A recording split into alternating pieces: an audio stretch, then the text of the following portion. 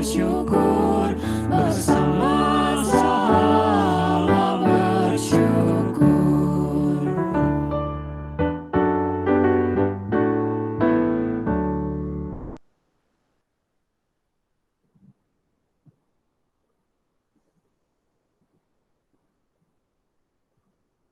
Agam, sorry kamu muted. Sorry ya. Ya, selamat pagi. Terima kasih Romo Thomas sudah hadir pada hari ini. Terima kasih untuk yang di Indonesia, selamat pagi.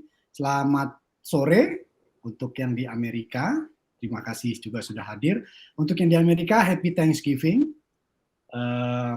Dan hari ini kita memasuki Iman yang Berpikir sesi ke-6 dengan tema relasi antar manusia.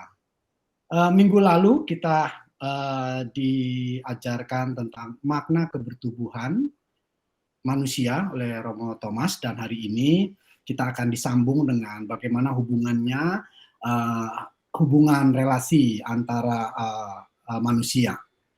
Baik, Romo Thomas, waktu dan tempat kami persilahkan. Silakan, Romo. Baik, rekan-rekan semua, mari kita mulai acara kita dengan doa singkat. Dalam nama Bapa dan Putra dan Roh Kudus. Amin. Bapa yang terkasih, kami bersyukur kepadamu atas semua anugerah-Mu kepada kami.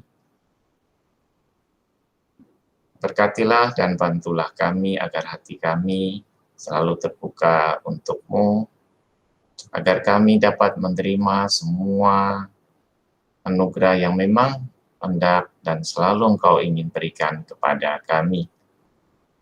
Berkatilah dan bantulah kami. Dalam sesi ini kami semakin menyadari apa artinya memiliki dan berinteraksi dengan orang-orang yang ada di sekitar kami, agar kami dapat menjalani hidup kami sesuai dengan kehendak-Mu saja. Bapa yang terkasih, berkatilah dan bantulah kami agar dapat memasrahkan kepadamu apa saja yang dapat menghalangi kami untuk menerima semua anugerah-Mu itu. Terpujilah Engkau ya Bapa, kini dan sepanjang segala masa. Amin. Dalam nama Bapa dan Putra dan Roh Kudus. Amin.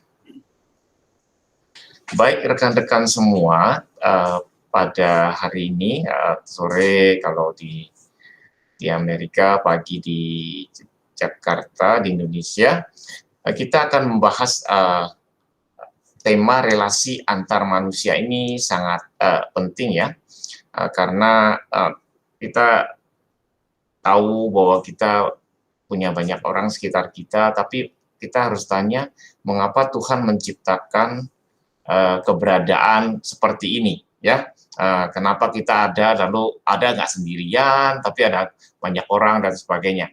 Nah, karena itulah kita perlu memahami semua ini dalam konteks tema seri ini adalah memahami manusia sebagai ciptaan Tuhan. Kita tidak diciptakan sendirian, kita diciptakan bersama-sama. Nah, apa tujuan kebersamaan kita? Maksudnya dari sudut spiritual, begitu. Nah, karena itu kita akan lihat topik ini dan kita dalami supaya nanti dapat kita gunakan, praktekkan dalam hidup kita sehari-hari. Baik, saya akan mulai dengan gini ya, hal yang sangat mendasar kita. Kita tahu perintah Tuhan yang paling utama, ya, perintah Tuhan paling utama adalah kasihilah Tuhan Allahmu dengan segenap hatimu, dengan segenap jiwamu, dengan segenap akal budi dan segenap kekuatanmu, dan kasihilah sama manusia seperti dirimu sendiri. Tahu kan dua perintah itu ya, kasih Tuhan dengan semuanya ya, ke hati, jiwa, semuanya itu harus lengkap. Itu alasan juga mengapa saya membahas hati itu apa, jiwa itu apa, lalu akal budi itu apa. Jadi semuanya harus digunakan untuk mengasihi Tuhan dan mengasihi sesama juga begitu. Tapi apa artinya mendengarkan perintah yang begitu? Ya, saya akan tunjukkan artinya. Sebentar ya.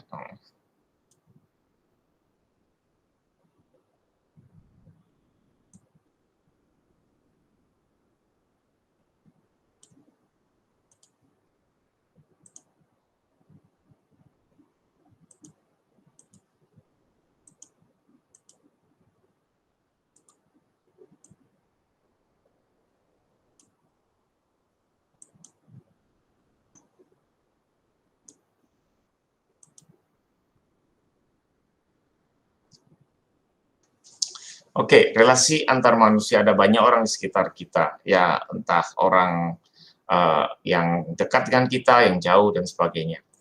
Nah, untuk melihat apa maksudnya ini ya, nah kita harus lihat dulu tujuan Tuhan menciptakan kita, ya, dan perintah Tuhan yang paling utama yang tadi saya ingatkan, yaitu mengasihi Tuhan Allahmu dengan segenap hati, jiwa, kekuatan, akal budimu, dan kasihlah sama manusia. Nah, kita tahulah perintah ini yang kita ingat. Tapi perintah ini harus menjadi dasar bagi kita dalam menghayati hidup rohani kita, hidup spiritual. Ya, jadi nggak ada hal apapun yang bisa melanggar ini. Pokoknya kalau perintah ini itu dilanggar, pokoknya pasti apa yang kita lakukan itu salah begitu, ya, karena ini basis fondasi. Tapi apa artinya perintah ini? Gini, saya sering mendengar ya bahwa orang mengatakan begini nih, ya, bahwa kita ini kan ada perintah mengasihi Tuhan dan mengasihi sesama. Lalu yang seringkali yang diwartakan begini nih, kita mengasihi Tuhan dengan cara mengasihi sesama, begitu. Ya, seringkali yang disampaikan begitu. Jadi ini ada perintah, kita mengasihi Tuhan dengan cara mengasihi sesama. Jadi mengasihi sesama ya itu menjadi cara untuk mengasihi Tuhan. Nah, ini harus diperbaiki, ya. Karena apa? Sebetulnya makna perintah ini itu bukan begitu. Ini dua perintah, bukan satu, ya. Memang yang perintah yang kedua yang sama dengan ini, bukan sama, tetapi maksudnya yang sejajar dengan itu, yaitu ya separalel dengan itu adalah mengasihi sesama, tapi bukan berarti sama persis begitu, ya. Ini dua perintah, bukan satu. Jadi ada perintah mengasihi Tuhan, ada perintah mengasihi sesama, tapi nggak bisa dicampur aduk begitu, ya. Jadi bukan kita mengasihi Tuhan dengan cara mengasihi sesama, bukan begitu, ya. Yang benar adalah kita harus mengasihi Tuhan dan mengasihi sesama. Jadi bukan, ya, kita mengasihi dengan cara mengasihi sesama. Ini dua hal yang berbeda. Jadi kalau yang pertama, yang ini, kita harus mengasihi, baik mengasihi Tuhan dan mengasihi sesama. Ini mengasihinya kedua pihak nih. Kalau yang ini, kita mengasihi Tuhan dengan cara mengasihi sesama. Ini sepertinya kita mengasihi sama aja, dengan mengasihi sesama, otomatis saya mengasihi Tuhan. Enggak begitu. Ya, bahkan cara kita mengasihi sama akan sangat berbeda kalau kita tidak mengasihi Tuhan. Ya, maka harus diperhatikan. Jangan sampai kita berpikir bahwa ini cuma satu perintah, saya mengasihi sama, selesai begitu. Karena otomatis saya mengasihi Tuhan. Enggak begitu. Nah, lalu apa hubungan kedua perintah ini? Ya. Nah, mengasihi sesama merupakan ungkapan nyata kasih kita kepada Tuhan. Ya. Mengasihi sama merupakan ungkapan kasih nyata kita kepada Tuhan. Tetapi itu bukan berarti kita tidak perlu mengasihi Tuhan. Kita kasih Tuhan. Kalau kita mengasihi Tuhan, pasti kita mengasihi sesama, begitu. Tapi bukan lalu kita hanya mengasihi sesama, otomatis mengasihi Tuhan, nggak begitu. Ya, jadi kita harus mengasihi Tuhan. Nah, kalau kita sungguh-sungguh mengasihi Tuhan, kita pasti mengasihi sesama. Kalau ada orang, nah ini kita ingat dari surat Yohanes itu ya, kalau ada orang mengklaim dia mengasihi Tuhan, tapi dia membenci sesamanya, nah itu pasti bohong, katanya ya, dalam surat itu. Ya, itu pasti tidak benar. Karena tidak mungkin kalau orang benar-benar mengasihi Tuhan, tetapi pada saat yang sama dia tidak mengasihi sesama, nggak mungkin. Ya, nah dengan kata lain mengasihi sesama merupakan ungkapan nyata kasih kita kepada Tuhan. Analoginya begini nih, ya. Kalau kita kan itu dari keluarga ya gitu. Kalau kita mengasihi orang tua kita, pasti kita juga mengasihi ya kakak adik kita, anggota keluarga begitu. Ya. Pertama-tama ya karena itu kakak adik kita, siblings kita gitu. Kita dari orang tua yang sama. Gitu. Ya, jadi kita harus menyadari hal ini bahwa kita nantinya ya kita mungkin sudah sering dengar bahwa kita adalah saudara-saudari ya dalam Tuhan, bahwa kita anak-anak Tuhan dan sebagainya. Tapi dasarnya itu bahwa kita adalah anak-anak dari Tuhan, satu Tuhan, kita sama-sama harus mengasihi Tuhan. Ya, jadi ini memang dua perintah bukan satu. Nah, dalam konteks inilah kita perlu melihat apa artinya relasi antar manusia. Jadi kalau kita berrelasi dengan satu sama lain itu apa artinya secara spiritual ya, itu dalam hubungan kita dengan Tuhan. Dan juga sekaligus kita lihat apa tujuan Tuhan menciptakan kita bersama-sama ini dengan orang lain. Oke, pertama, makna spiritual keberadaan orang lain. Nah, apa artinya kalau secara spiritual yang pertama? Interaksi dengan orang lain menyingkapkan kekurangan kita. Ya. Interaksi orang lain menyingkapkan kekurangan kita. Dalam interaksi orang lain dengan siapapun, kita akan menyadari bahwa kita punya kesombongan, bahwa kita punya kecenderungan untuk marah, bahwa kita punya kecenderungan untuk iri hati. Ya, saya berhenti dulu di sini. Gini, ini sangat penting, ya, karena ini dasar. Kan biasanya kita tuh cenderung begini nih. Kita kerjasama dengan orang lain, bergaul dan sebagainya. Lalu kita lihat, oh Gema itu punya gini nih, saya nggak suka gitu. Ya ini begini, ini yang suka, ini kenapa begini begitu. Nah kalau kita lihatnya begitu, ya kan kita akan cenderung menyalahkan orang lain dan sebagainya begitu. Karena orang lain kita anggap sebagai yang menghalangi kita untuk mencapai sesuatu. Betul kan? Jadi kita mau kemana orang itu lambat, ini begini dan sebagainya macam-macam lagi. Nah, ya pasti ada unsur itunya betul bahwa orang lain bisa dengan caranya bisa menghalangi kita. Tetapi dari sudut spiritual sebetulnya yang pertama interaksi dengan orang lain dari sekitar kita itu sebenarnya menyingkapkan siapa kita, gitu.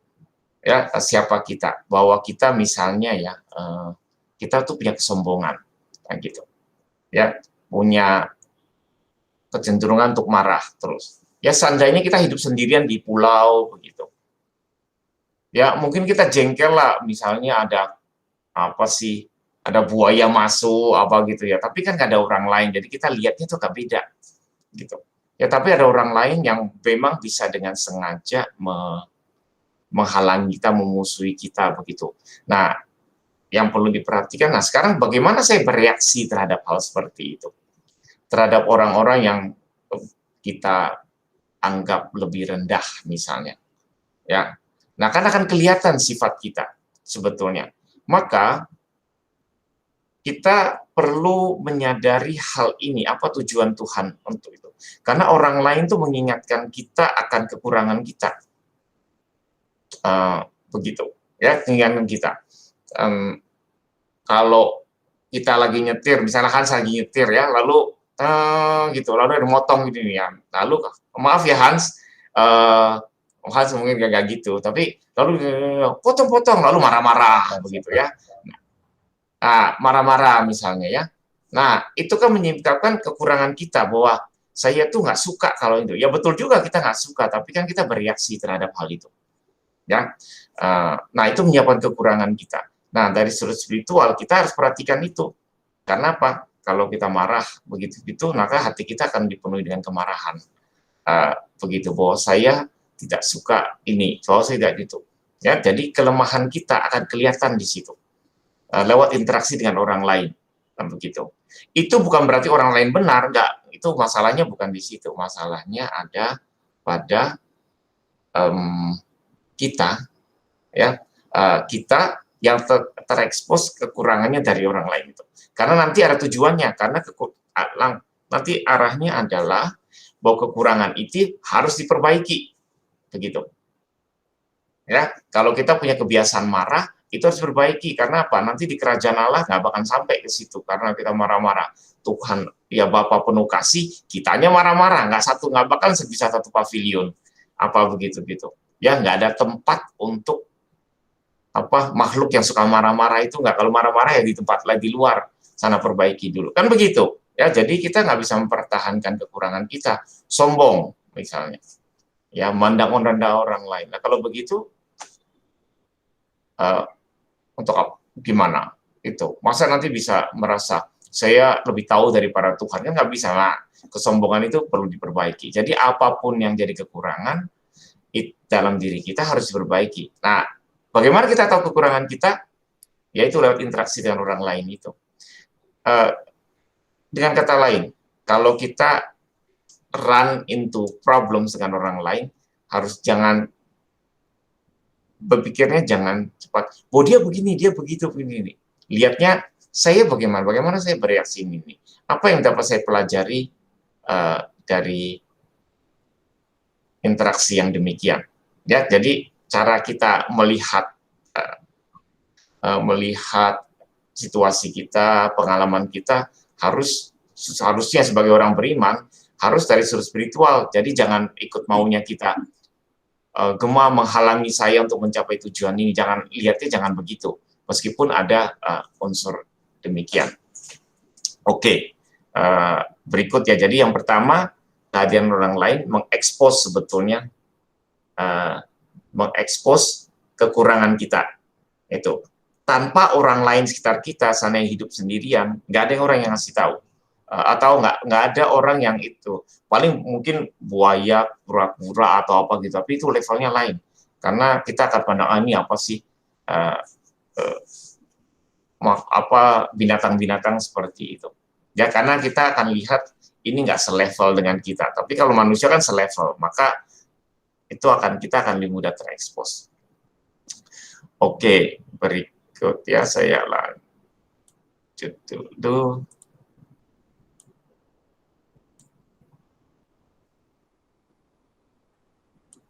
Oke ya, jadi ini soal menyingkapkan kekurangan kita, kesombongan, iri hati, dan sebagainya. Nah, berikut dari situ ya. Orang lain, jadi kan kita terekspos ya kekurangan lewat interaksi orang lain.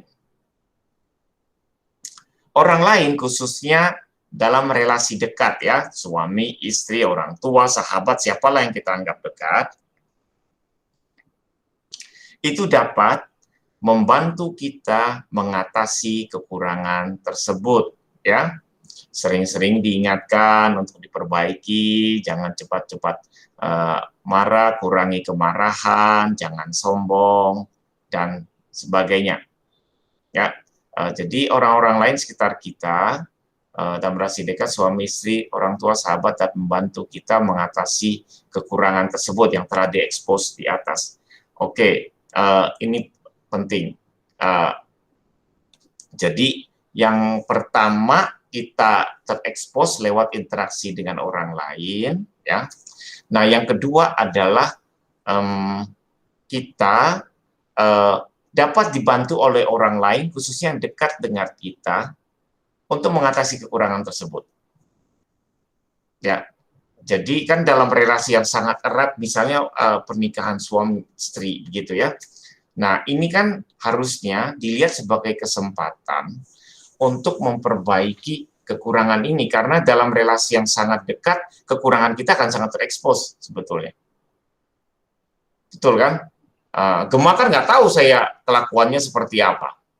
Paling dengar dari agak jauh dari Victor begitu ya. Tapi kalau nggak tinggal satu rumah, kita tuh nggak tahu kelakuan ini, sikap dan sebagainya nggak terlalu kelihatan.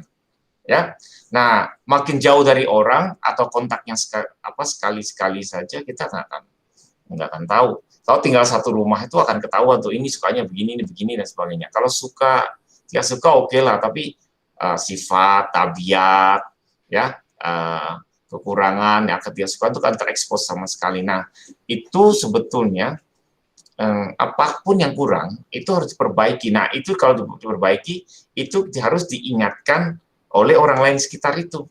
Maka sebetulnya salah satu tujuan pernikahan itu tuh sebetulnya adalah untuk memperbaiki kekurangan masing-masing.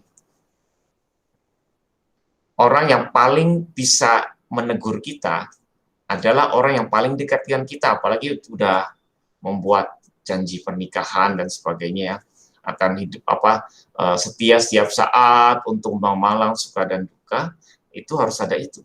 Dan yang paling baik yang mengingatkan itu orang sekitar itu, di sekitar kita itu ya, orang yang memang paling dekat dengan kita, karena memang tujuannya kan sama, ya begitu ya. Kalau kita diingatkan oleh orang asing, mungkin dia belum tentu kita akan terima kan. Kalau saya nyetir terus dipotong tuh saya marah-marah begitu, kamu begitu, ya. Terus ada umat yang nggak terkena, kebetulan ikut mobil, Romo jangan marah-marah begitu. Ya belum tahu, apalagi saya cuma, wah saya Romo, ini umat gitu, belum tentu saya akan terima kan. Nah, apalagi orang yang jauh yang negur kita kan kita bisa marah begitu. Nah, sebetulnya kalau dalam satu unit ya, keluarga, suami istri, ini arah ini memperbaiki kekurangan itu harus ada tujuan itu ya. Jadi tujuan misalnya pernikahan ya, kehidupan bersama itu jangan lihat hanya saya mau happy ya, semua kan happy lah begitu, mau happy. Tetapi harus dilihat bagaimana kita dapat tumbuh berkembang menjadi orang yang lebih baik dengan dan melalui perbaikan semua kekurangan kita. Ya, gitu. Ya, jadi yang pertama kekurangan kita akan terekspos lewat interaksi dengan orang lain. Ya. Kedua, orang-orang yang dekat dengan kita itu bisa membantu kita untuk mengingatkan kita akan kekurangan kita itu. Ya, ngasih tahu gitu. Kita perlu diingatkan oleh orang lain. Jadi salah satu tujuan mengapa Tuhan ciptakan kita bersama-sama begini adalah ya supaya kita bisa saling mengingatkan gitu ya, dan semua harus sebenarnya punya arah begitu. Arah bahwa apapun yang kurang dalam diri saya, kesombongan, kemarahan, ya, kekhawatiran dan sebagainya gitu, mau kita, nah itu diperbaiki. Nah, yang bisa mengingatkan kita orang lain itu, yang bantu kita juga supaya kita menjadi orang yang lebih baik. Nah, oke, itu yang kedua ya. Nah, yang ketiga, ini lanjutannya juga.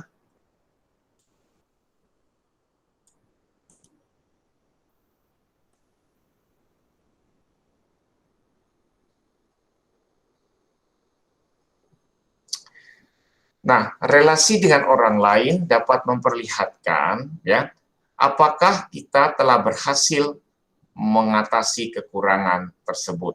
Ya, relasi dengan orang lain dapat memperlihatkan apakah kita telah berhasil mengatasi kekurangan tersebut. Apakah kita sudah mengampuni? Apakah kemarahan kita sudah berkurang? Kalau jawabannya belum, ya, itu artinya kita perlu mengupayakan hal ini dengan lebih baik lagi. Nah, Jadi relasi dengan orang lain dapat memperlihatkan apakah kita tuh udah berhasil mengatasi kekurangan tersebut. Apakah kekurangan kita itu sudah mulai diperbaiki. Nah, misalnya dalam hal pengampunan, ya orang nggak gampang mengampuni. Nah, harus tanya terarah ke sana atau enggak. Apakah kemarahan sudah berkurang dan sebagainya. Oke, saya berhenti dulu di sini. Ya, jadi yang pertama kan kekurangan kita terekspos ya. Contoh konkret saja, misalnya orang suka marah begitu, ya, terekspos. Nah, ini orang yang suka marah harus punya arah bahwa ini kemarahan itu harus diperbaiki. Gitu. Nah, yang dua, orang dekat perlu selalu mengingatkan, ya, mengingatkan. Ini kemarahan tuh jangan sering-sering begitu. Ya, nggak bagus untuk kesehatan, nggak bagus untuk hati, nggak bagus untuk apa. Nah, yang ketiga, relasi dengan orang lain memperlihatkan apakah kekurangan tersebut sudah diperbaiki atau belum. Nah, ya, jadi waktu kita berinteraksi dengan orang lain dan kita sadar bahwa kita punya kekurangan kemarahan, misalnya, nah itu akan memperlihatkan itu apakah ini sudah kurang atau belum, apakah menjadi orang yang lebih mengasihi, ya, gitu. Jangan sampai kita itu dari dulu suka marah, 10 tahun kemudian masih marahnya seperti itu, malah tambah-tambah. Nah, ini artinya tujuan spiritual hidupnya tuh nggak diperhatikan, begitu. Kita harus menjadi lebih baik daripada sebelumnya. Ya, jadi itu hanya bisa kita tahu udah lebih baik atau belum, apakah kekurangan kita sudah diperbaiki atau belum dengan interaksi dengan sesama. Ya, jadi di satu sisi interaksi sesama mengekspos kekurangan kita, nah tetapi kalau nanti kita upayakan perbaikan dan sebagainya, itu nanti kita bisa perbaiki. Nah, kalau udah mulai perbaiki, kita lihat gimana kalau berinteraksi dengan sesama. Gitu. Ya, kalau arah yang benar adalah begini nih, misalnya dalam situasi dulu ya, kalau saya dalam situasi yang seperti ini, saya udah panik, semua orang sekitar saya udah saya marah-marahin gitu. Nah, 10 tahun kemudian nanti itu kita alami situasi yang sama, tapi reaksi kita sudah nggak begitu. Misalnya kita jadi lebih sabar dan sebagainya gitu. Nah, itu berarti ada kemajuan. Itu dalam mengatasi kekurangan kita itu, ya. Atau kalau ketemu orang yang sama, kalau 10 tahun yang lalu saya itu begitu tuh, udah pasti orang tuh udah saya marah-marahin. Nah, ini ketemu orang yang mirip-mirip begini, saya udah lebih sabar. Nah, itu berarti udah ada kemajuan begitu. Ya, jadi harus ada arah ke situ, dan itu hanya bisa ditunjukkan lewat perbuatan, lewat interaksi atau pengalaman nyata. Jadi nggak bisa cuma di otak aja begitu, ya. Kita tunjukkan dan itu, atau pengalaman langsung dengan orang lain memperlihatkan status kita, begitu ya. Status kita tuh maksudnya udah lebih baik atau belum, ya, sudah mengampuni atau belum, sudah ini atau belum. Itu tujuannya ke arah sana. Oke. Berikut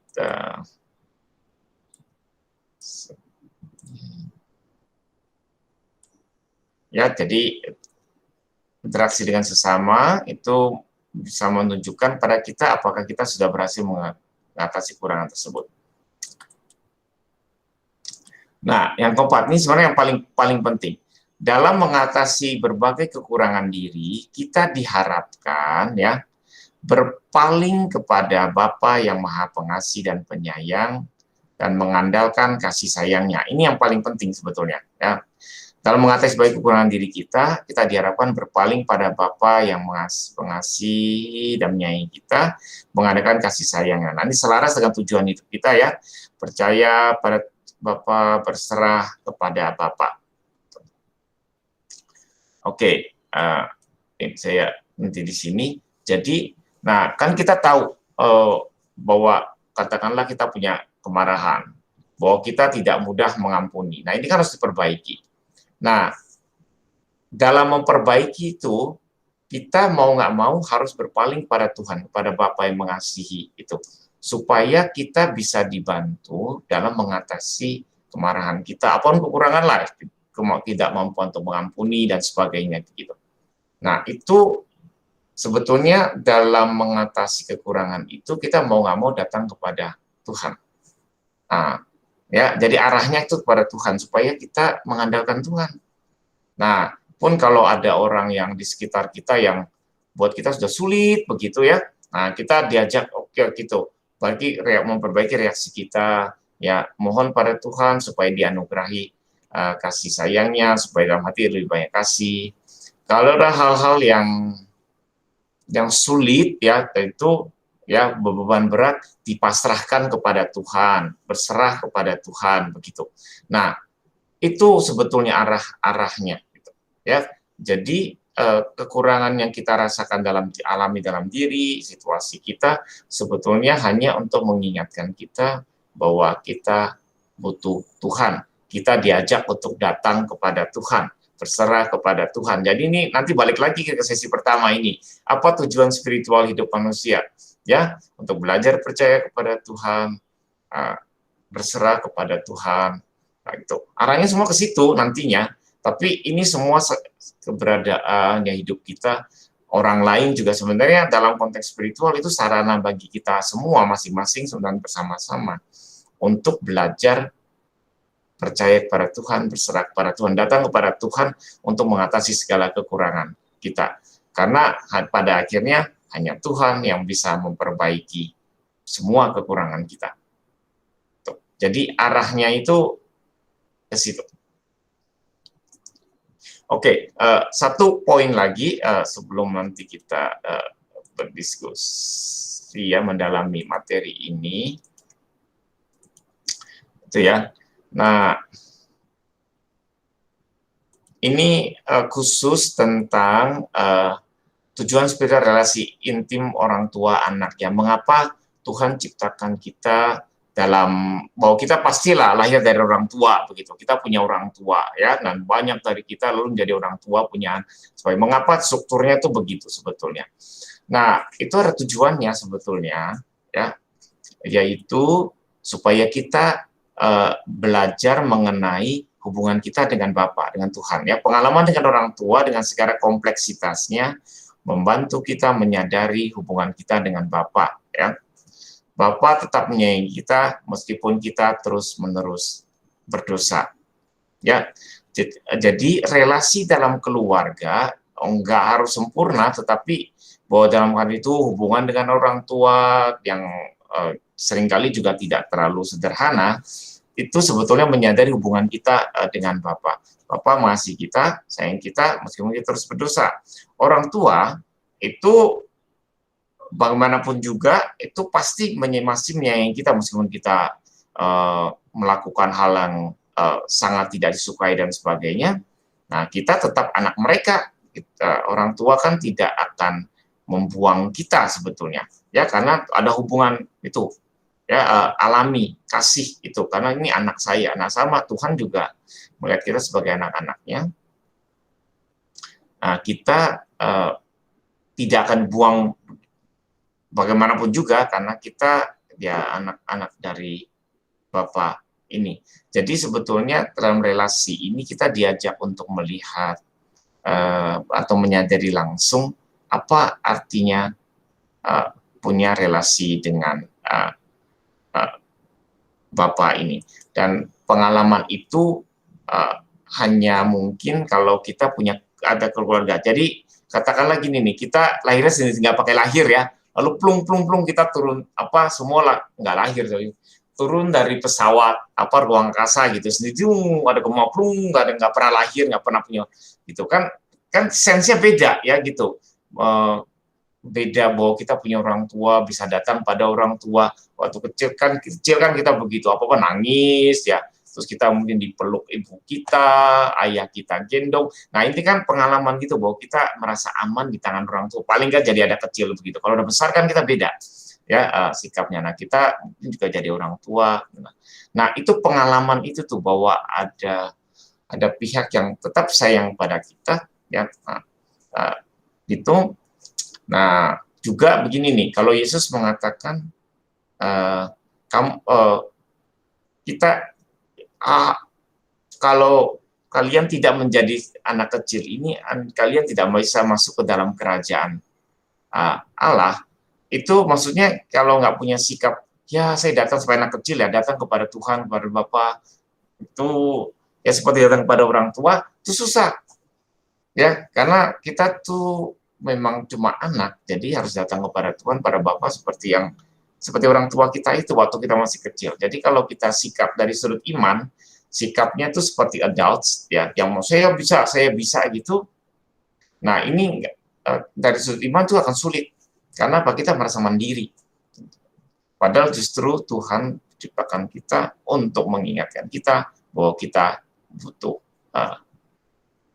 Tuhan. Gitu. Nah, itu hanya bisa tuh lewat keberadaan orang lain, dan khususnya kalau konteks ini keberadaan keluarga sebagai sebuah struktur relasi itu. Oke, itu materi relasi antar manusia. Ya, itu ringkasnya begini ya. Silakan kalau ada yang ingin bertanya atau mendalami. Silakan. Baik, Romo, terima kasih. Sebelum kita masuk tanya jawab, kita akan putarkan dulu pengumuman, Romo. Juga ada beberapa pesan sponsor. Silakan, Tia.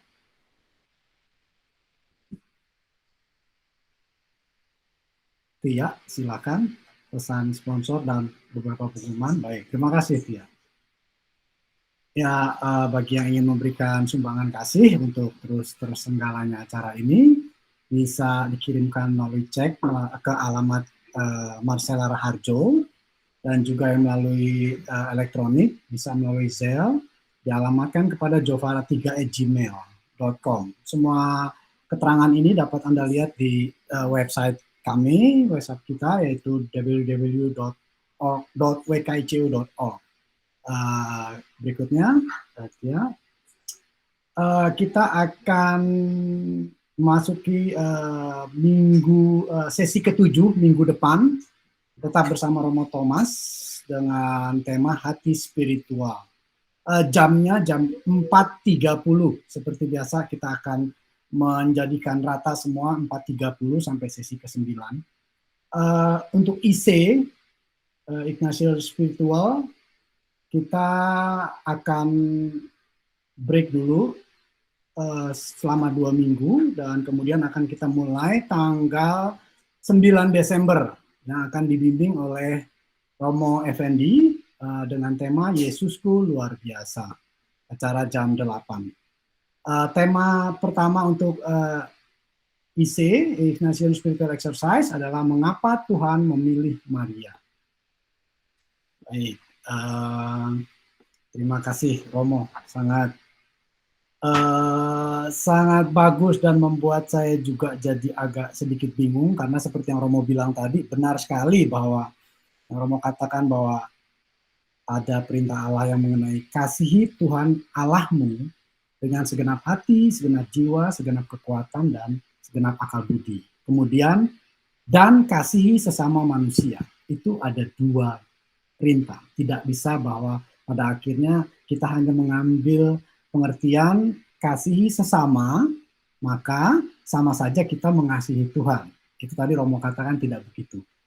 Dari dulu sampai sekarang saya tetap menganggap bahwa banyak orang juga dari kita menganggap bahwa ya, kita dengan mengasihi sesama, kita berarti akan mengasihi Tuhan. Tetapi dari perintah ini, tadi Romo katakan bahwa ini ada 2 perintah yang berbeda. Satu adalah kita pertama harus mengasihi Tuhan, dan kedua baru kita mengasihi sama. Saya melihat bahwa kemudian dijelaskan Romo dengan relasi kita dengan sesama manusia, di mana Romo menjelaskan bahwa dengan relasi sama manusia kita jadi mengerti, memahami kekurangan kita. Kita jadi mengerti bahwa kita masih banyak kekurangan, bisa marah, bisa iri, bisa apa begitu. Dan dari relasi dengan manusia itu, terutama dengan orang-orang terdekat, keluarga, bahwa akhirnya kekurangan kita itu mampu diperbaiki oleh mereka, dalam artian dengan mereka mengingatkan kita, mereka juga kadang memberikan beberapa saran untuk bagaimana kita bisa menjadi lebih baik, berubah segala macam. Yang pada akhirnya ketika kita berusaha menjadi lebih baik, maka kita akan lebih mudah untuk lebih dekat dengan menyerahkan segala sesuatunya ke Bapa, ke Allah, Tuhan kita. Gitu. Nah, kemudian saya menjadi ada satu pertanyaan, Romo. Ketika kita anggaplah saya sudah memahami bahwa pada akhirnya memang kita harus mengasihi Tuhan kita dulu untuk awal, dan kemudian untuk pertama-tama, dan kemudian kita mengasihi sama manusia. Ketika dalam relasi hubungan manusia, kita sering menemui beberapa hal yang bukan saja bahwa kita melihat kekurangan kita, Romo, tapi kita lebih sering melihat kekurangan orang. Dalam artian dari apa yang saya pahami tentang Tuhan saya, gitu loh. Dari apa yang saya baca di Bible, banyak hal-hal yang saya berpikir bahwa kita manusia seharusnya berbuat ini, seperti apa yang dikatakan Tuhan. Tapi begitu kita menjalin hubungan dengan relasi manusia, kenyataan itu seperti bertolak belakang dengan itu, Romo. Jadi sebelum saya melihat bahwa relasi saya dengan manusia menghasilkan kesadaran saya terhadap kekurangan saya, yang Romo katakan tadi bahwa ketika kita sadar kita akan lebih dekat dengan Tuhan. Tapi bagaimana ketika relasi dengan saya dengan manusia justru memperlihatkan kepada saya sesuatu yang kekurangan yang bertolak belakang dengan apa yang saya pahami, Romo. Nah, itu bagaimana hubungan relasi manusia itu akhirnya akan menyadarkan kita ke ketuhanan, atau apakah ada jalan lain untuk bisa ujung-ujungnya kita menyerahkan juga kepada Tuhan, Romo, apapun yang kita hasilkan dari relasi hubungan manusia itu. Begitu, Romo. Terima kasih. Romo, belum Romo di mute. Oke, Gema, ini pertanyaan bagus, tapi bisa memberikan contoh nggak? Misalnya contoh aja, jadi nggak perlu actual case gitu. Baik. Seperti saya bilang, misalnya kalau kita lihat bahwa Tuhan itu sangat mencintai manusia, Tuhan itu mengajarkan kita untuk berbuat suatu kebaikan. Terus misalnya di keluarga, bahwa Tuhan sebagai Bapa itu maha melindungi, kita berbuat salah pun Dia akan menerima. Tetapi dalam kenyataannya, misalnya saya melihat di luar keluarga saya, misalnya tetangga saya, tetap dia berbuat sesuatu yang buat saya tidak baik, tidak jujur, melanggar hal-hal agama. Kemudian di dalam keluarga saya sendiri, ayah saya tidaklah orang yang pemaaf, sering pemarah, apa gitu, Romo. Terus tidaklah mencintai saya, dan begitu, Romo. Jadi ada hal yang sangat amat bertolak belakang. Sementara Allah Bapa mengajarkan bahwa Allah itu mencintai saya, terus menerus selalu mencintai saya meskipun saya berbuat dosa. Sementara orang tua saya sendiri selalu menyalahi saya, tidak pernah tidak begitu, Romo. Dan itu bagaimana membentuk tadi, Romo, ketika kesadaran itu membawa itu, apa sih, Romo, yang bisa kita lakukan dengan hubungan relasi yang bisa saling bertolak belakang itu, Romo? Begitu maksudnya. Begini, yang pertama itu yang bagus ya. Jadi gini, kan tadi saya mengatakan interaksi orang lain menyingkapkan kekurangan kita ya gitu. Tapi kita pasti lihatlah banyak orang lain juga kan sama seperti kita punya banyak kekurangan juga ya. Dan kekurangan mereka juga sama, mereka perlu memperbaiki kekurangan itu. Nah ya, jadi kita kalau itu ya mereka juga memperbaiki kekurangan. Nah, karena mereka perlu memperbaiki kekurangan, kita langkahnya jangan cepat-cepat menyalahkan mereka. Maksudnya hanya kamu begini, kamu begitu, harusnya begini ya gitu. Kalau itu kita sibuk, seolah-olah kita tuh nggak punya kekurangan. Kita cukup punya kekurangan. Mereka juga begitu. Tapi kan lebih mudah kita mengubah diri kita daripada mengubah orang lain sebetulnya. Ya, meskipun sama aja mereka tetap perlu mengubah begitu. Nah, dalam konteks ini kita bisa ya sama, kita bisa semacam bertugas ya untuk mengingatkan mereka begini atau begitu. Ya, kamu nggak menjalani tugas ini dan sebagainya itu. Ya bisa ingatkan. Tapi kalau mereka nggak mau berubah, udah pasrahkan aja kepada Tuhan. Karena kita nggak. Terus kalau mereka nggak mau berubah, lalu kita harus berbuat apa? Masa kita mau paksa-paksa begitu, ya? Nah, mengingatkan itu penting, apalagi itu orang-orang di sekitar kita, ya. Orang sekitar kita tidak selalu memberi contoh, sama untuk yang baik untuk kita. Sama kita tidak selalu memberikan contoh yang baik juga untuk orang lain. Ya, Tapi kan itu justru ada orang lain mengingatkan kita, keadaan orang lain mengingat kita bahwa iya saya masih kurang ya dalam hal ini begitu.